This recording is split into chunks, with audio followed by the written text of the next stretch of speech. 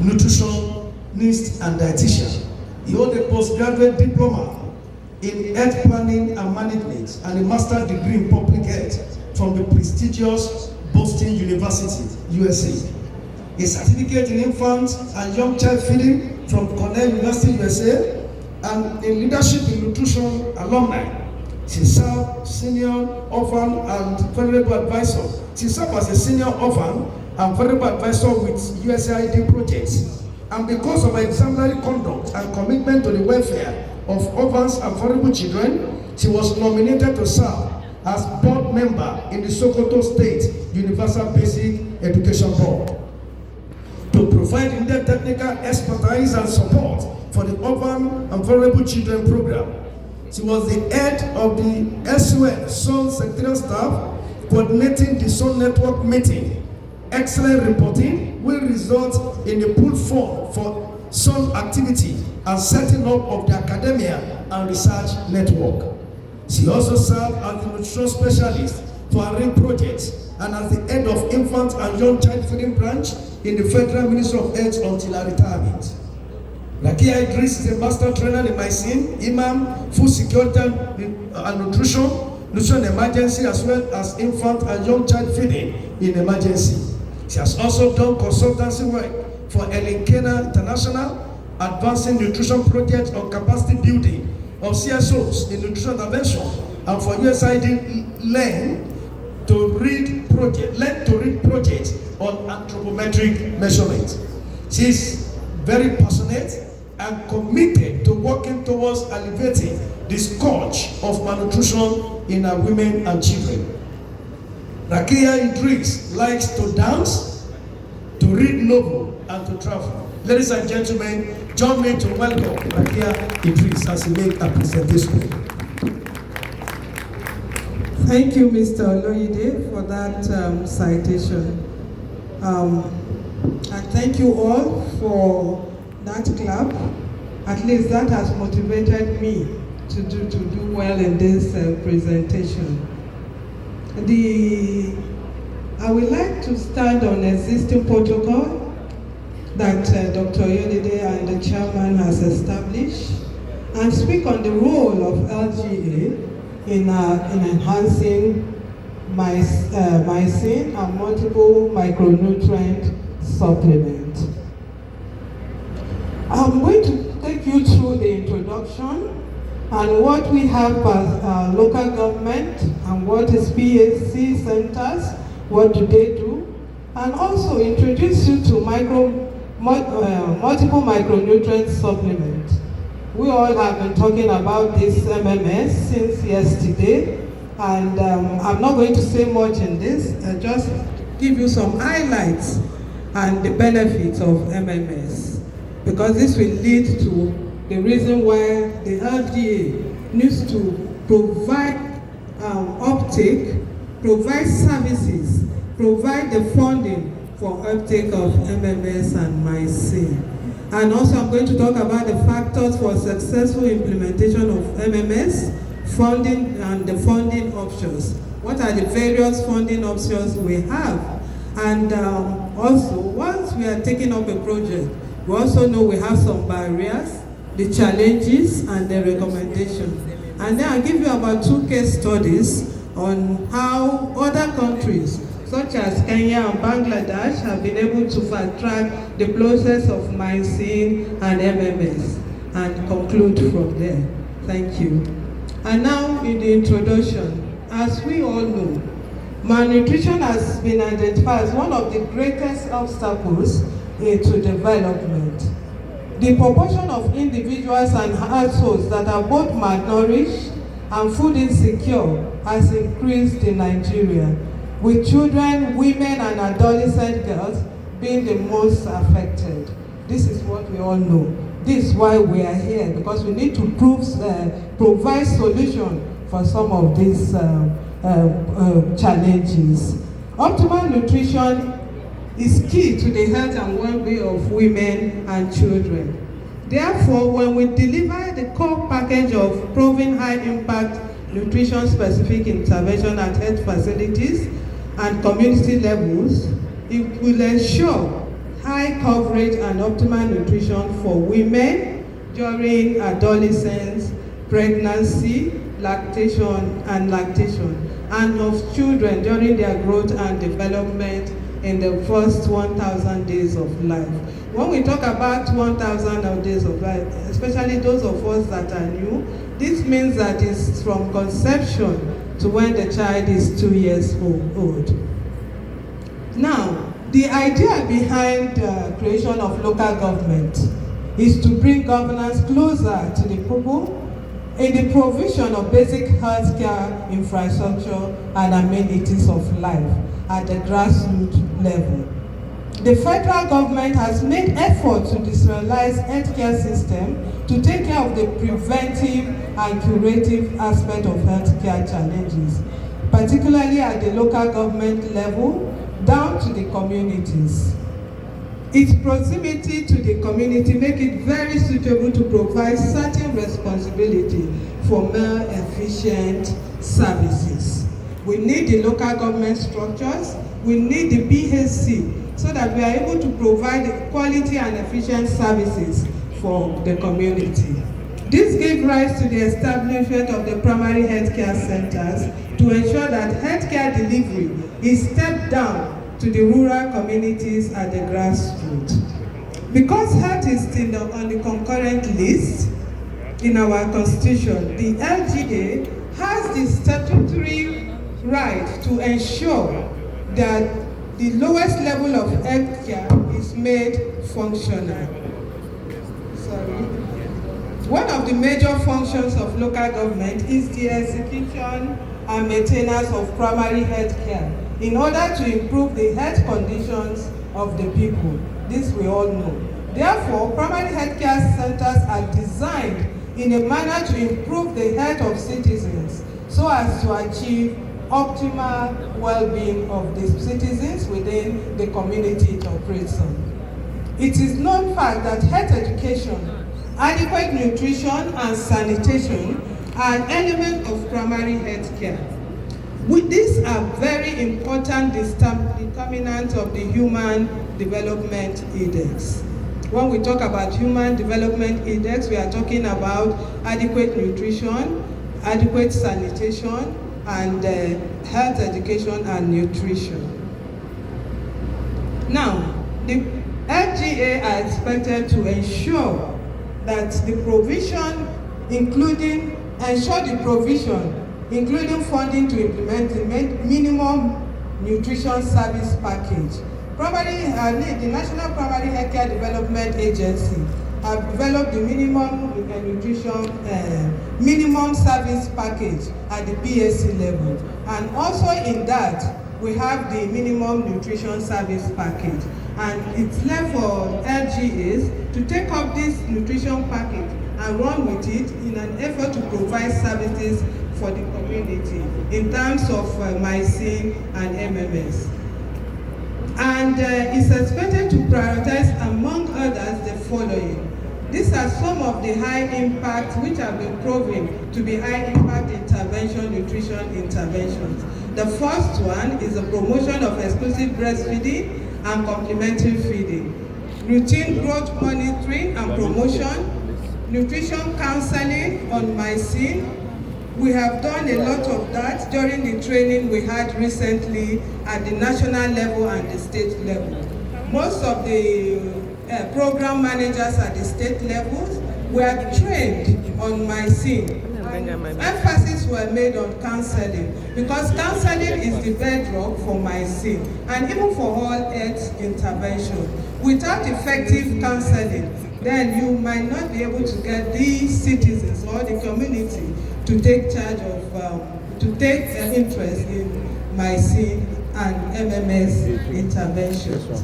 Then we have micronutrient powder, including vitamin A supplementation for children between 6 months to 59 months, and nutrition screening, just simple nutrition screening like taking the height or weight of mothers, and which is should be practiced. And then we have the warming for 6 to 59 months children, and promotion and use of iodized salt. which is a population-based intervention. Then we have micronutrient supplementation for pregnant women, including the newly introduced MMS. The micronutrient supplementation we used to give was IFAS. And now we are able to, although in yesterday's presentation, the director from Federal Ministry of Health intimated us that IFAS and MMS will be given alongside together. But I'm still trying to wrap my head in how we are not going to confuse our mothers not to take both IFAS and MMS. And we also have the food demonstration. All of us know the importance of food demonstrations because our mothers who live in the community, yes, do feed their children, do feed their family, but a lot of them need to know what combination of food they need within their locality to give adequate diet, because a lot of them are not even aware. Even we that are members that are well trained on that, we find it difficult actually to know the different local delicacies that we should combine to use for adequate nutrition.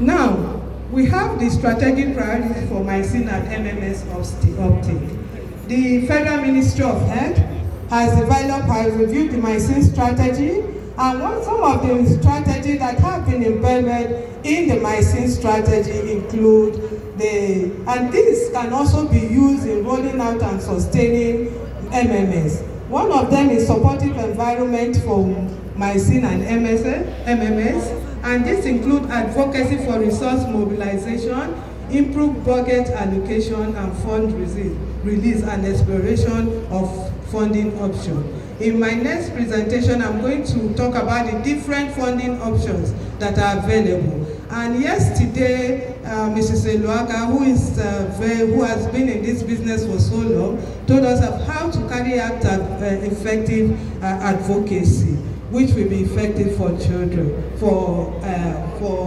enabling our policymakers to fast-track process in delivering interventions.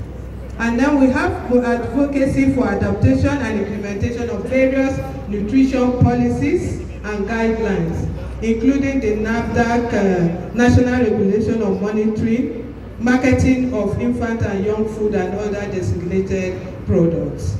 This one, the NAFDAC have been working hard to make sure this is used to support breastfeeding, and also maternal workplace policies. There's need to have maternal workplace policy that will help women to breastfeed their children in their workplace, because this is very important.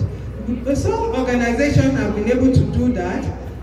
Some banks, some institutions have been able to do this, to set out a place or a crèche where mothers who are working in their organization go to breastfeed their children. And it has been found out to be very beneficial to the mothers.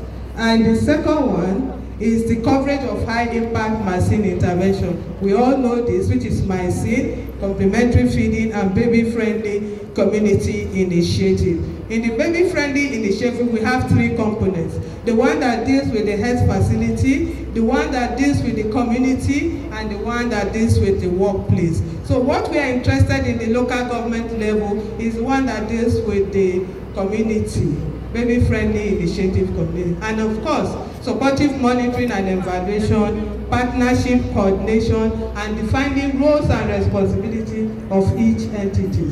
Now we know that, I'm not going to really talk on that, because we know that MMS has 15 minerals and vitamins to support the pregnant woman. And research has shown that 30% that MMS can prevent anemia, and if it's taken correctly, there is 30% chance to be more effective in reducing low birth weight than iron and folic supplements alone, and 19% reduction in the prevalence of low birth weight in women who are suffering from underweight and anemia. This is research finding which has been tested. Now, the role of local government in the uptake of, what are the roles of local government? We have provide budgetary allocation and release of funds for implementation of services. Establish and strengthen local government committees on food and nutrition to coordinate programs. This has been strengthened in the national and some states too have it, but there is a lot needs to be done at the local government level. We build the capacity of local government service providers and community volunteers for quality services, and also we create awareness on the benefits of supplementation for pregnant women and home fortification for children. What do we use for this home fortification for children is the micronutrient powder, and of course monitoring and evaluation. The use of SBCC strategies for the uptake of MIYCN at the LGA level. Local government should support adaptation of SBC strategy to design customized messages that are culturally sensitive in the context of their localities. This is with a view to create demand for MIYCN and MMS. The following strategies can be used by the local government at the local government level. At the local government level, to raise awareness to support MIYCN scale-up and MMS rollout for sustainability.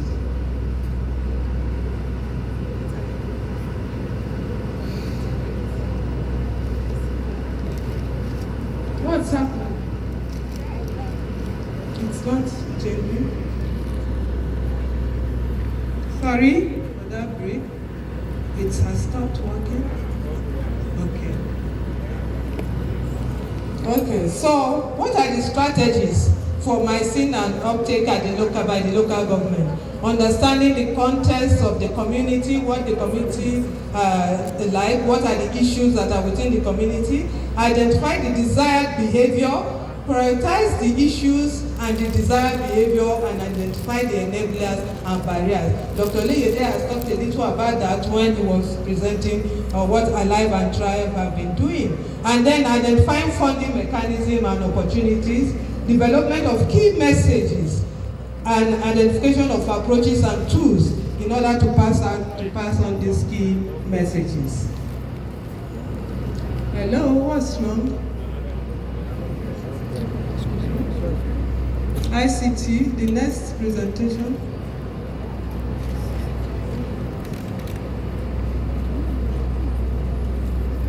Okay. So, what are the opportunities for demand creation activities to improve uptake of MMS? We have PSC structures and community volunteers.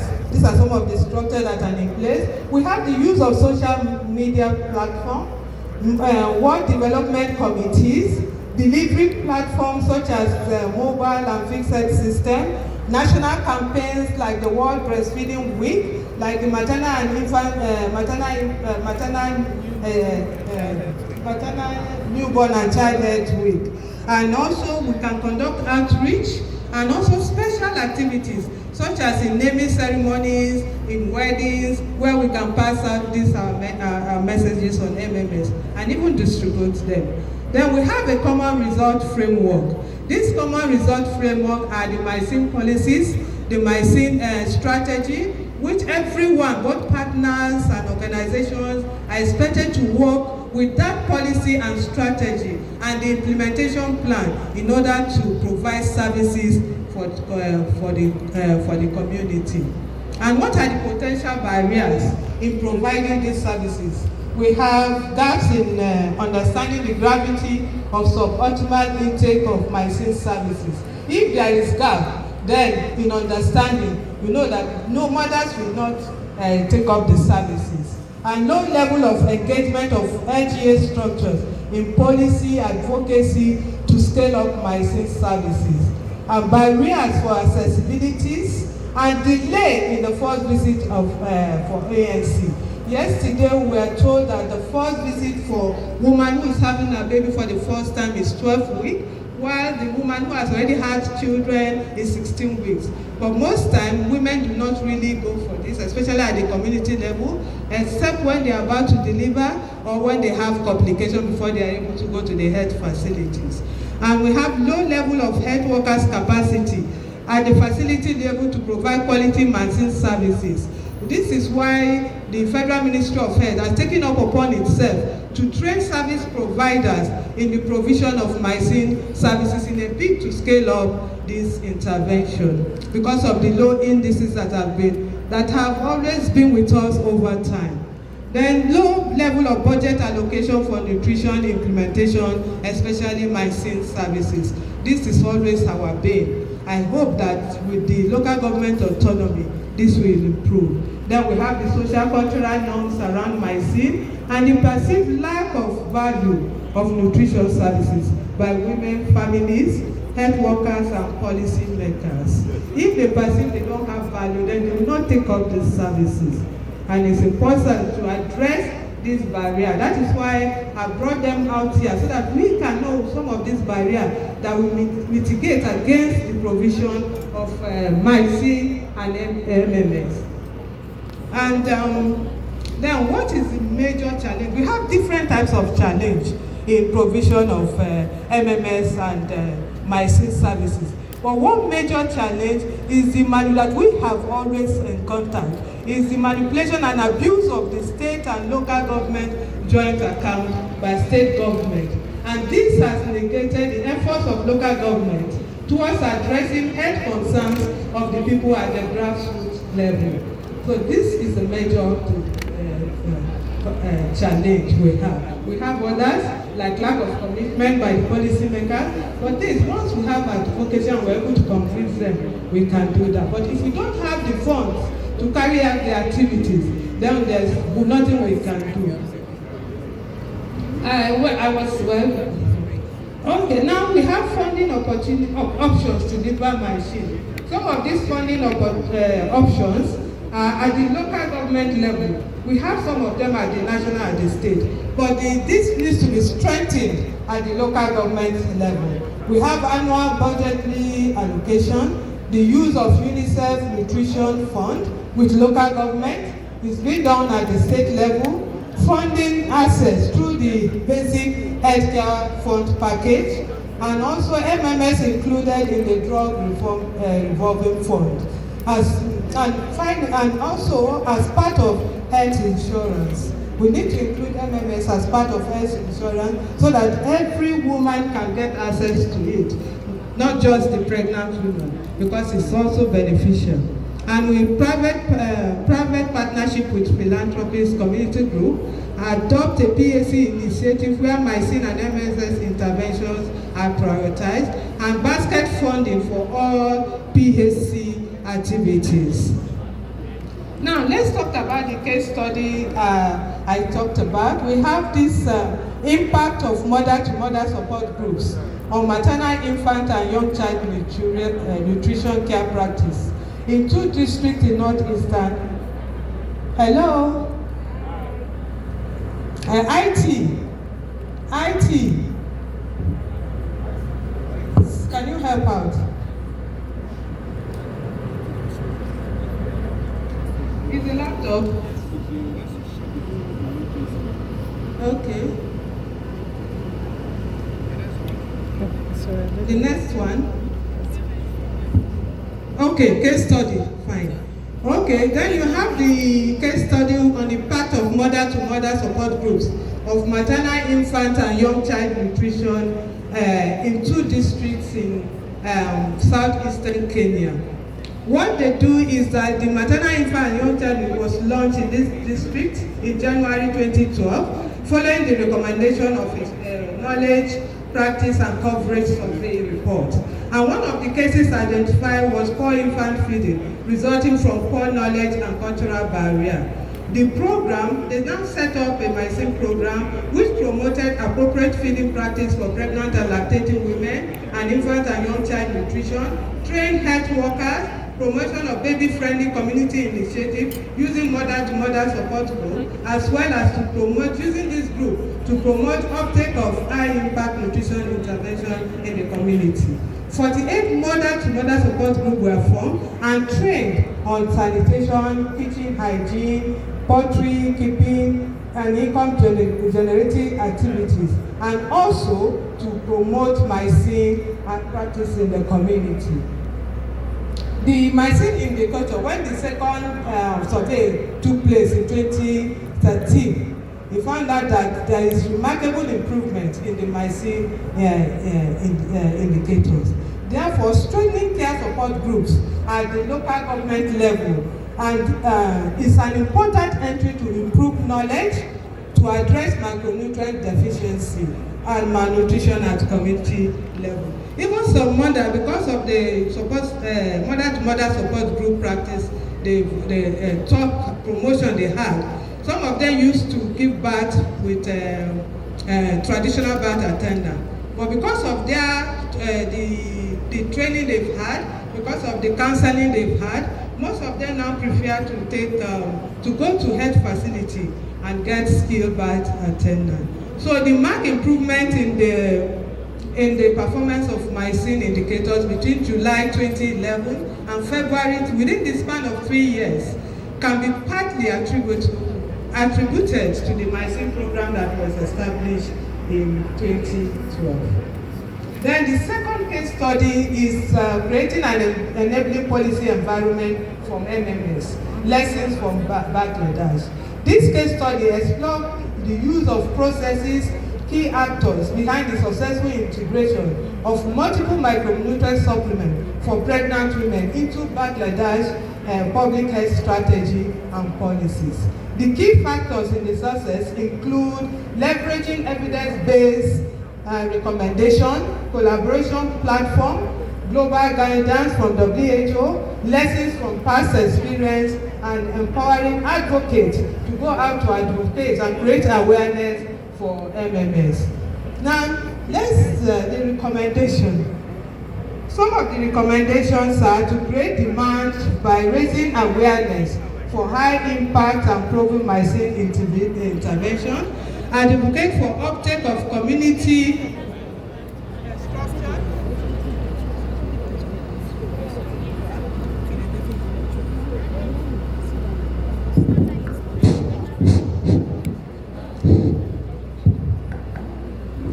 advocate for uptake of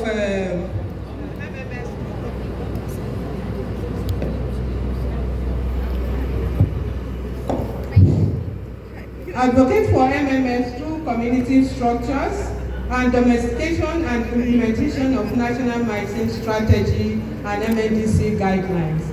Activate the process for achieving inclusion of MMS on the procurement list of routine ANC drugs and the essential medicine list. Explore inclusion of MMS in the insurance gateway of basic healthcare package fund. Make MMS free for all women attending antenatal care. MMS available to all women can act as social equalizer by offering all pregnant women the same standard of care, irrespective of your weight, your education, and whatever you are giving MMS once you come to the health facility.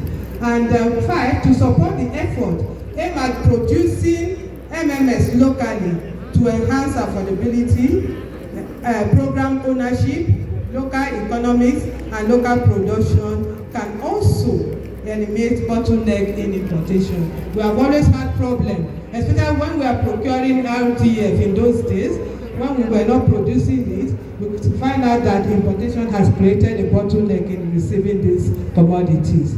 Then strengthening data collection mechanism at the facility and LGA level to track the trend of MIYCN and MMS coverage for decision making. We are all talking of evidence-based information to aid policy making. Now, it is important to know that the structure of Nigeria, in conclusion, it is important to know that the structure of Nigerian fiscal relations has posed a severe challenge in the revenue available to local government. Now that the local government has been granted autonomy by the Supreme Court, it is anticipated and it is my hope and wish that this will serve as a catalyst and motivation for the local government to think outside the box. Even if they are not willing to think outside the box, let them do what has been happening with the view of improving the financial autonomy to perform her functions in funding MMS and MIYCN intervention, as well as funding primary health care activities at the community level. These are the references, and before I leave, let me just give this on the last note. We cannot change the world, but we can cast a stone across water to create many ripples. This is from Mother Teresa, and this is what the likes of Professor Timau,